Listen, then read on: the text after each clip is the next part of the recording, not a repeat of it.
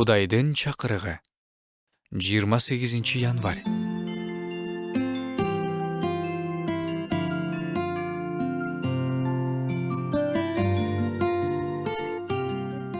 Ыйса тынчтык орнотуучу.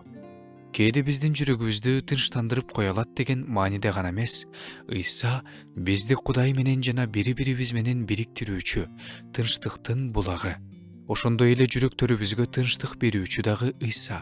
Ал аркылуу биз дүйнөдө жок тынчтыкка ээ боло алабыз. Тынчтык деген эмне?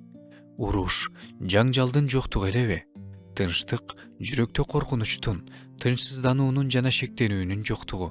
Жүрөгүбүздө кыйналып, таарыныч же кайгы басып жатса, ага келгенде Ыйса өз тынчтыгын берет.